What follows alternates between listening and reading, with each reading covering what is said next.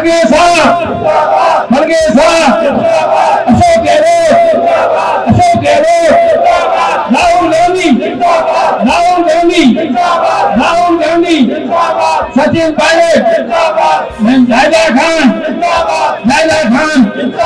उदित राज जी। साथियों, जायदा जी को जो टिकट दिया गया है और इंडिया कांग्रेस कमेटी खड़गेसा, सोनिया जी, राहुल जी, मंथना कुर्मी जी सहयोग से, गहलोत जी के सहयोग से, केवल आप लोगों की वजह से मैंने हमेशा चेक पोस्ट में होटल पे आप लोगों को देखा है, तो आपने हमेशा कांग्रेस को जिंदा रखने में सहयोग किया।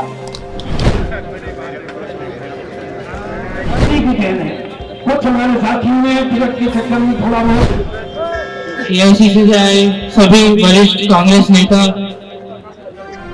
आदरणीय बुजुर्गों, मेरे नौजवान साथियों, आप सब जानते हैं, आप वाकिफ हैं, हमारा चुनाव भाजपा और कांग्रेस का ही है और हमेशा रहा है। ये दो विचारधाराओं की लड़ाई है, गोडसे की और महात्मा गांधी जी की। इन्होंने आते ही अपनी भाषा से अपनी नीति दिखा दी। इन्होंने आते ही बंदूकों की बात करी, इन्होंने आते ही हिंसा की चर्चा करी। हम इस मंच से आपको ये संदेश देना चाहते हैं कि ना हमने कभी हिंसा फैलाई है, ना हम इन्हें फैलाने देंगे।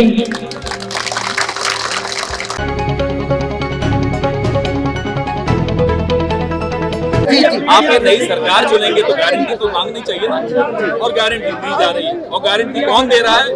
वो जिसने पिछले 5 साल काम किया, काम करके दिखाया, तो वो गारंटी जो दे रहा है उसके काम को हमने परखा है, इसलिए वो गारंटी में भरोसा है।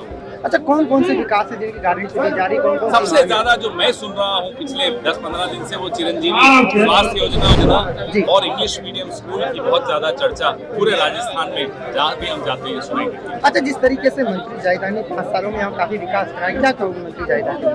शिक्षा के स्तर पर भी देखिए, हम यहाँ आए हैं तो हमने रास्ते में किसी से पूछा भाई कामा जाना है, बोले जहाँ सबसे ज्यादा काम हुआ ना वो है कामा। तो काम की चर्चा, कामा के काम की सर एक अहम सवाल ये है, इनके काम की चर्चा हो रही है।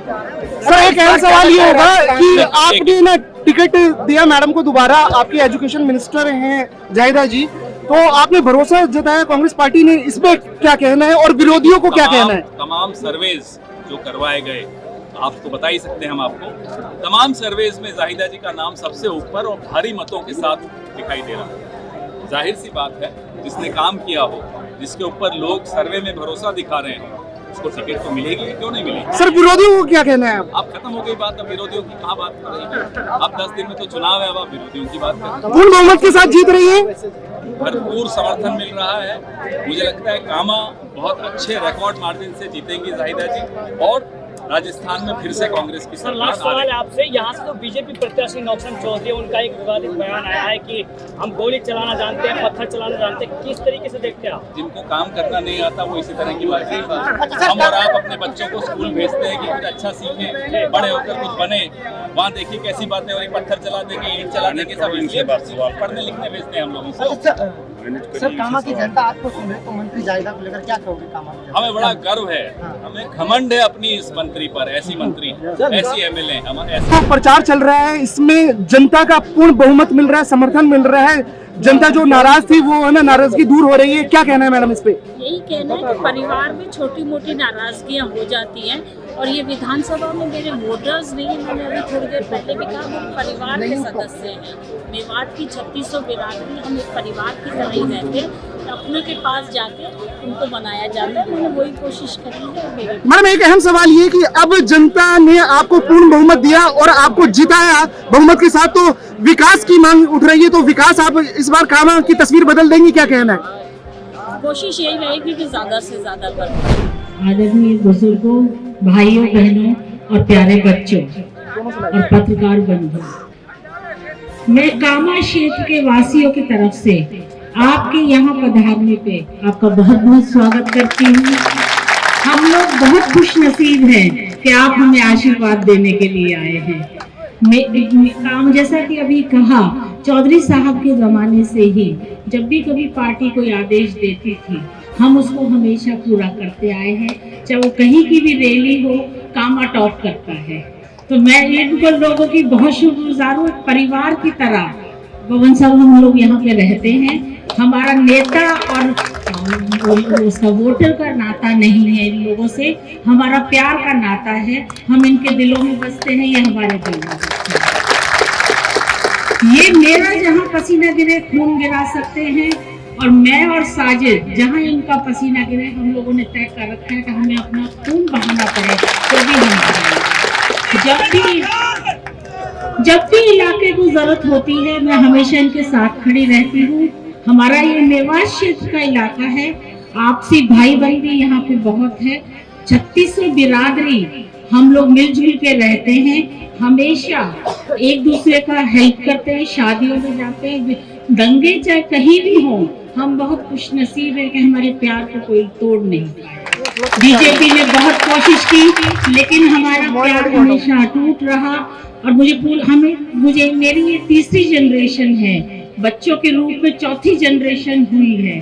पहले मेरे दादा हुजूर साहब थे, चौधरी यासीन खां, वो महात्मा जी को घासेड़ा गांव में लाए थे पार्टीशन के बाद, और ले जाने से मेव लोगों को पाकिस्तान जाने से रोका था। महात्मा गांधी जी ने जब कहा था कि मेव हिंदुस्तान की रीढ़ की हड्डी है, आप लोगों को वही घर वही चूल्हा मिलेगा। हम उनके शुक्रगुजार हैं कि उन्होंने हमें वहां नहीं जाने दिया, क्योंकि यहाँ के प्यार से हम लोग रह जाते, वहां जाके हमें अधूरापन ही लगता। और वो एमएलसी रहे थे 20 साल, और आजादी के बाद अनअपोज्ड एमएलए बने थे। उसके बाद अब्बाजी पॉलिटिक्स में उन्होंने वॉलंटरी रिटायरमेंट ले लिया था। फिर चौधरी साहब आए, वो 3 राज्यों में मंत्री रहे। चौधरी तैयब हुसैन जी 2 बार एमपी रहे। फिर उनकी डेथ के बाद 2008 में जैसी इलेक्शन की शुरुआत उन्होंने कर दी थी, वो हमारे बीच से चले गए। इलाके ने जिम्मेदारी, और अब्बाजी की भी यही इच्छा थी कि बेटे की बजाय मैं यहाँ से बनूं। उन्होंने मम्मी से सबसे कह रखा था इलाके में, तो मैडम ने भेजा था पूछने के लिए सीके जाफर शरीफ साहब को, तो अम्मी ने वही कहा। तो उसके बाद इलाके ने मुझ में यकीन जताया, और मैंने भी अब्बाजी के जो अधूरे सपने थे उनको उम्मीद की तरह करने की कोशिश की। और मैं बहुत खुश नसीब हूँ कि एक हाथ मेरे ऊपर से सर पे रखने से हटा, हजारों हाथ अब मेरे सर पे हैं, और मुझे उनकी ये कमी महसूस नहीं होने देते। मैं हार गई थी बीच में 3000 वोटों से, लेकिन उस टाइम में इन्होंने मुझे ये फीलिंग दी कि जैसे मैं जीती हुई हूँ। जितनी भी रैलियां, जहाँ भी हमारी ड्यूटी लगी, हम हारे टाइम में भी टॉप कर रहे थे।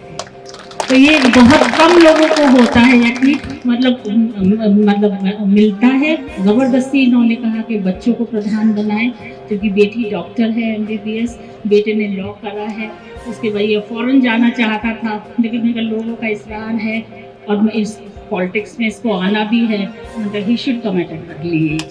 इसलिए हमने लोगों को एंट्री दी। मैं तो यही कहना चाहती हूँ कि उनका प्यार और आप लोगों का प्यार हमेशा होते हैं। कामा नाम ही ऐसा है कि मालूम पड़ जाता है यहाँ काम बहुत किया जाहिदा जी ने, इसलिए कामा नाम बिल्कुल उपयुक्त नाम है, बिल्कुल सही नहीं। सबसे ज्यादा अंग्रेजी मीडियम स्कूल खुले यहाँ खुले, मुझे सीएम साहब बता रहे थे। और अंग्रेजी स्कूल खुले तो भाजपा वालों को आपत्ति, और आपत्ति किसको? भाजपा का एक नेता है, उनका नाम लेकर मैं आपका दिन खराब नहीं करूंगा।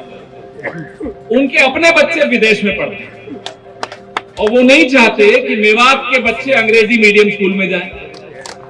बताइए कहां का न्याय है ये? लेकिन जाहिदा जी ने ठान लिया था कि हमारे कामा के बच्चे भी अंग्रेजी मीडियम स्कूल में पढ़ेंगे, उनका हक है। इसलिए लड़ झगड़ के, बड़ा लड़ती हैं आप लोगों के लिए, दिल्ली तक आ जाती हैं लड़ते लड़ते, लड़ झगड़ के अंग्रेजी मीडियम के स्कूल इन्होंने छीन कर लिए कामा के लिए। और अभी धमकी भी दे रही थी कि अगले 5 साल में मैं और स्कूल लूंगी। इनसे तो अब हम भी डरते हैं, दिल्ली तक इनकी चर्चा होती है। और आप लोगों की किस्मत है, कामा के लोगों, आपने कुछ अच्छे कर्म किए होंगे कि ऐसी विधायिका मिली आपको जाहिदा जी। दिवाली अभी अभी गई है, buy one get one free होता है ना, तो जाहिदा जी के साथ हमारे ये नौजवान भी हैं, हमारी ये डॉक्टर साहिबा भी है, buy one get two free, सब सेवा में लगे हुए। ये छोटी बात नहीं है, ये छोटी बात नहीं है कि पूरा परिवार आपकी सेवा में लगा हुआ। जाहिदा जी ने अभी अपने उद्बोधन में बताया, चौथी पीढ़ी की ट्रेनिंग है सेवा की, ये बहुत विरलों की किस्मत में होती है। इसलिए जो बताया जा रहा था कि 50,000 का लीड होनी चाहिए, 50 पे क्यों रोकोगे भाई? ज्यादा की लीड होनी चाहिए,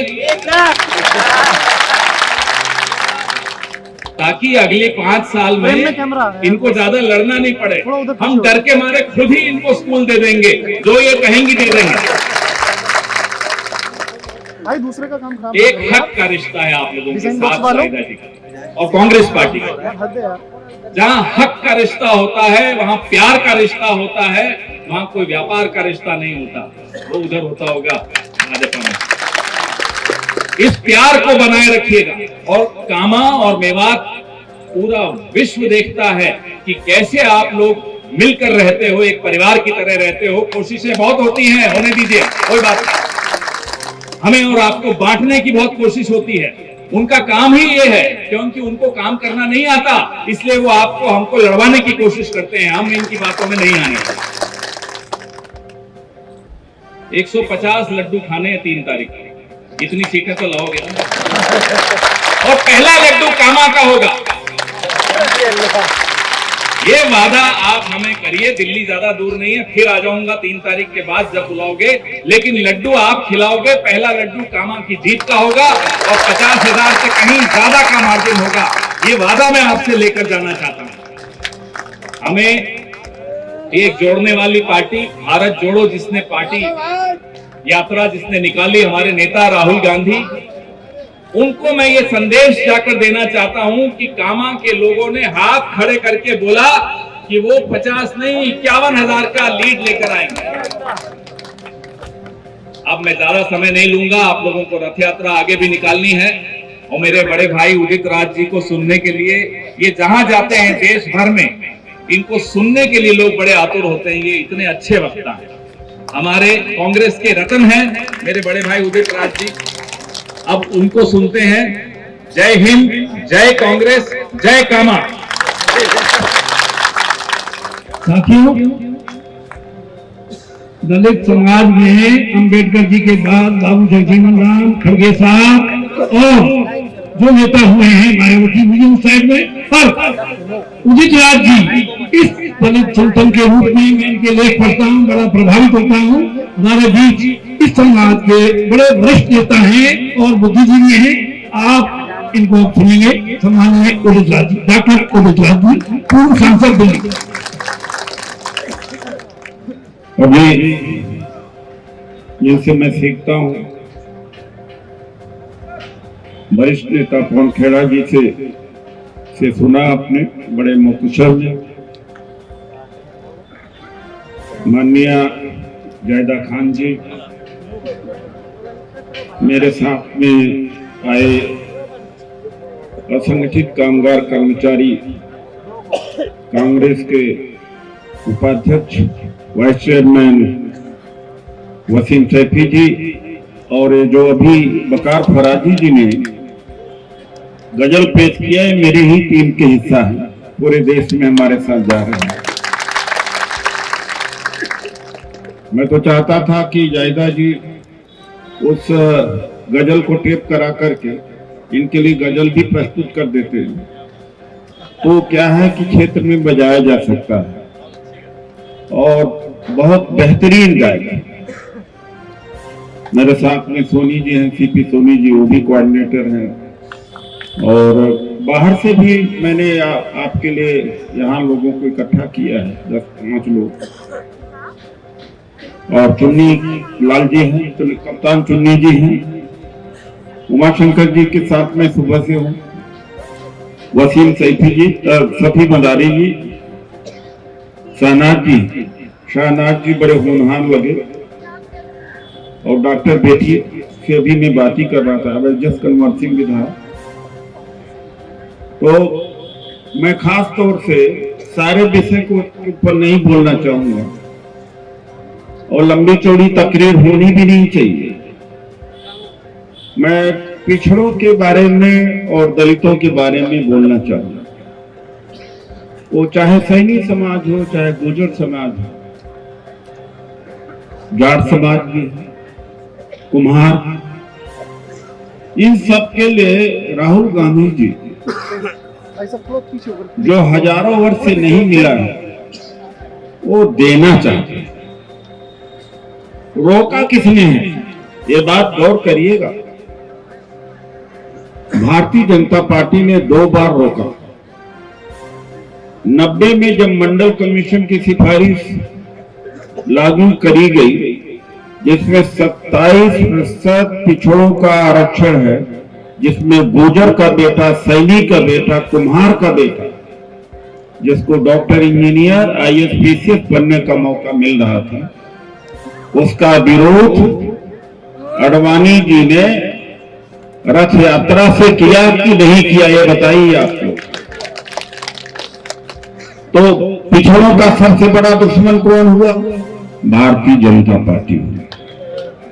2006 में जब अर्जुन सिंह जी कांग्रेस के मंत्री थे तो उन्होंने डॉक्टरी और इंजीनियरिंग में गुर्जर के बेटे के लिए, सैनिक के बेटे के लिए, कोली के बेटे के लिए या जितनी पिछड़ी जातियां हैं, माली के लिए आरक्षण किया, तो उसका भी विरोध भारतीय जनता पार्टी ने ही किया था। अब जाति जनगणना बिहार में हो गई। अब हर जातियों के गिनती बाहर निकल के आ गया। अब उसके हिसाब से हर जाति को अपना हक मिलना चाहिए। मिलना चाहिए कि नहीं मिलना चाहिए? उतना बाबू हो, उतना इंस्पेक्टर हो, उतना क्लर्क होना चाहिए, उतना प्रधान हो, उतना सरपंच, तभी तो देश बढ़ेगा। जब सबको, सबकी क्रय शक्ति होगी, जब सबकी माली हालत अच्छी होगी, तभी तो देश आगे बढ़ेगा। भारत की अर्थव्यवस्था का सब बड़ा करने का सबसे बड़ा फार्मूला यह है कि सभी समाज की शक्ति हो खरीदने की, पहनने की, मकान बनाने की। भारत अपने आप बड़ी अर्थव्यवस्था हो जाएगा। ये राहुल जी कर रहे हैं, खड़गे जी कर रहे हैं। जब बिहार की जनगणना हो गई तो मोदी जी कहते हैं कि जाति कुछ नहीं होती, गरीबों की एक जाति होती है। पिछड़ों का वोट लिया, सवर्ण समाज में जन्म लिए, मुख्यमंत्री बनने के बाद में अपने आप को पिछड़ों के कोटे में शामिल किया। पूरे देश में रो रो करके कि मैं पिछड़ा हूं, वोट ले लिया। और जब पिछड़ों के अधिकार देने की बात आई तो कहा कि अब तो जातियां होती नहीं, केवल गरीब अमीर होते। ये बड़े बेईमान लोग हैं, झूठे लोग हैं, मक्कार लोग हैं। पिछड़ों के लिए और दलितों के लिए खास तौर से मैंने सुना यहां एक उम्मीदवार है शेड्यूल कास्ट का।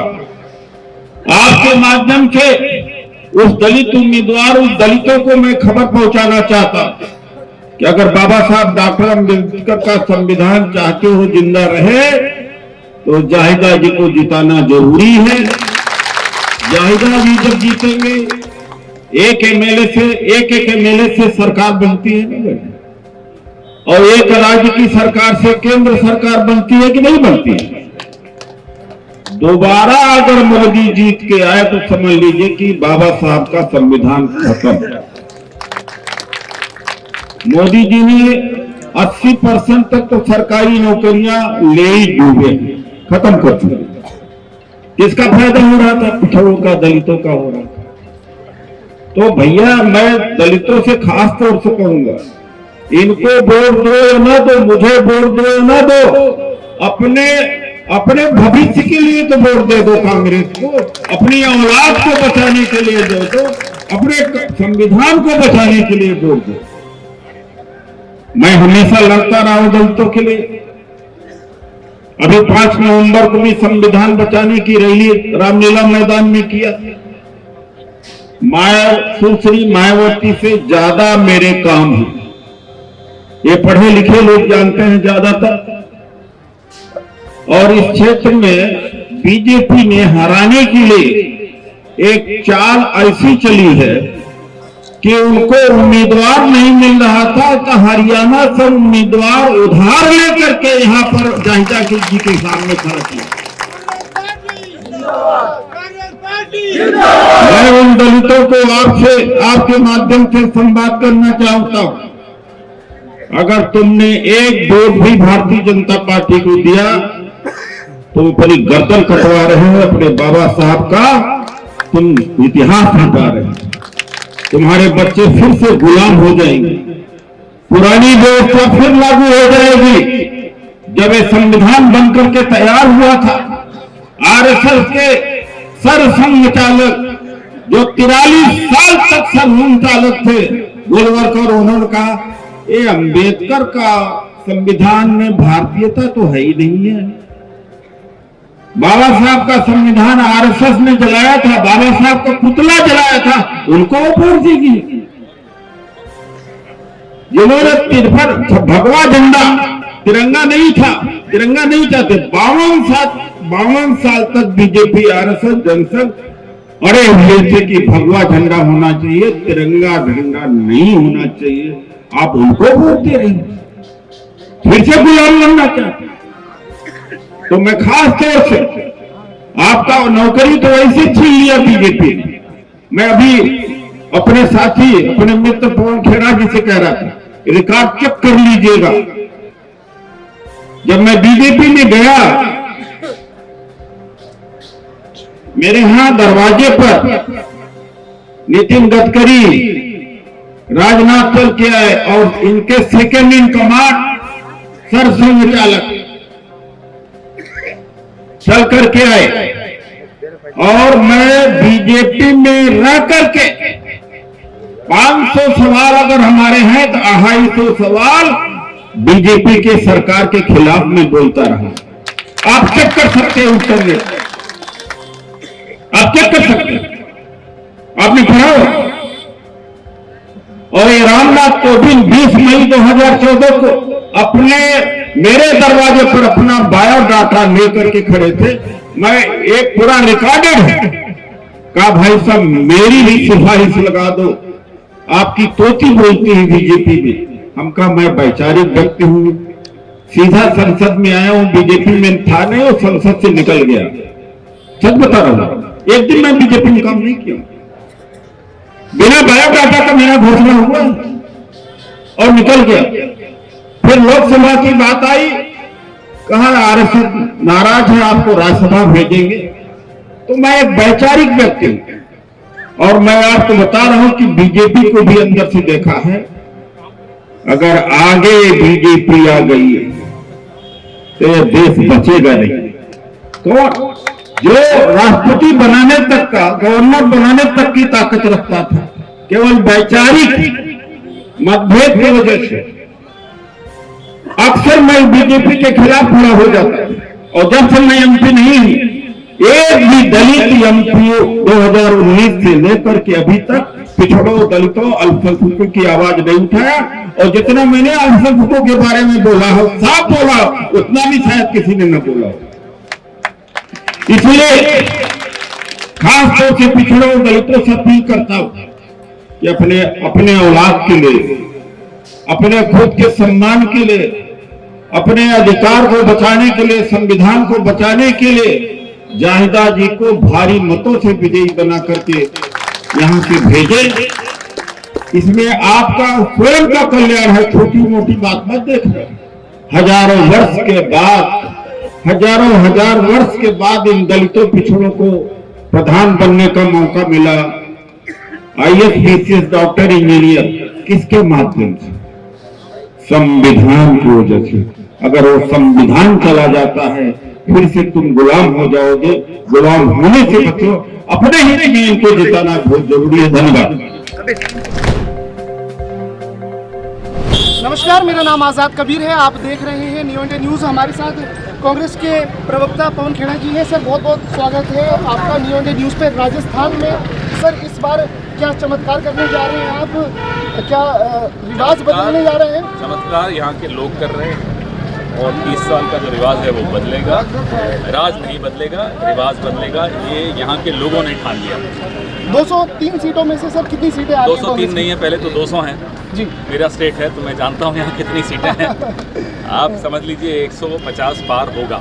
150 पार होगा। कामा विधानसभा में है सर इस वक्त आप? बहुत अच्छा जोश था लोगों में और लोग भारी बहुमत से जाहिदा जी को जिताने वाले हैं। कांग्रेस की ये यहाँ पर राजस्थान में मिनिस्टर रही, एजुकेशन मिनिस्टर रही हैं, कैंडिडेट के बारे में आप क्या बहुत अच्छा काम किया उन्होंने। इंग्लिश मीडियम के स्कूल्स, एग्रीकल्चर कॉलेज, बहुत काम करने की कोशिश की और आगे भी करेंगी पूरा।